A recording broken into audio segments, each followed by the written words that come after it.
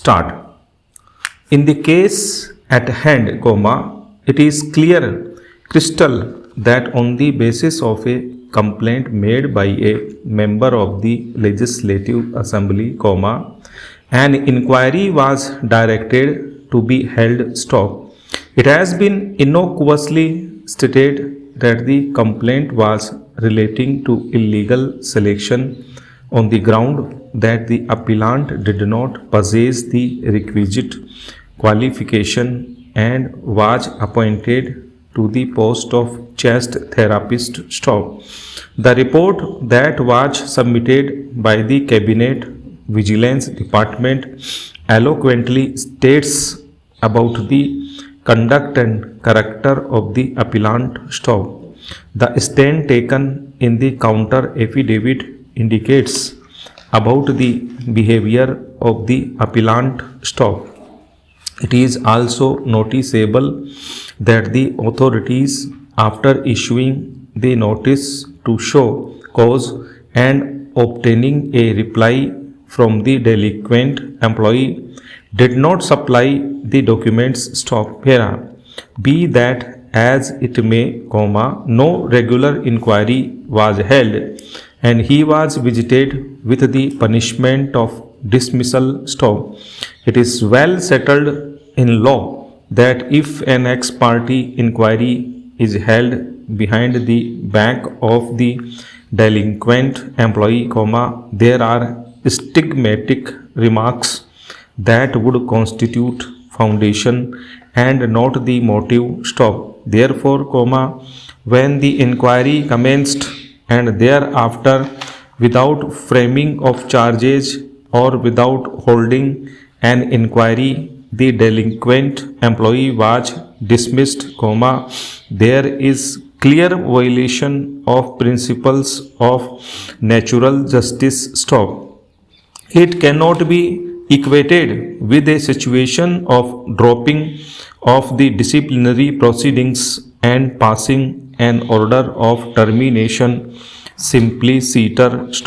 In that event, it would have been motive and could not have travelled to the realm of the foundation.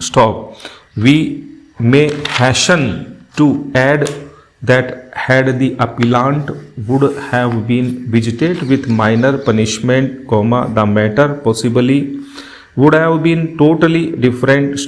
It is also not the case that he was terminated solely on the ground of earlier punishment. In fact, he continued in service thereafter, as the report would reflect that there are many allegations subsequent to the imposition of punishment relating to his conduct, misbehavior and disobedience. The Vigilance Department, in fact, had conducted an inquiry behind the back of the appellant.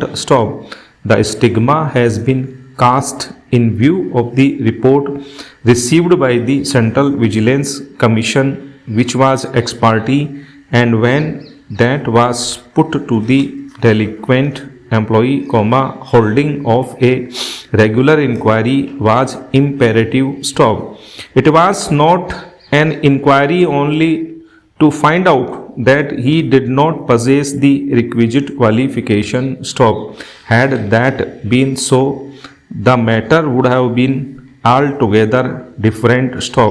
The allegations in the report of the Vigilance Department pertain to his behavior, conduct and his dealing with the officers, and the same also gets accentuated by the stand taken in the counter affidavit.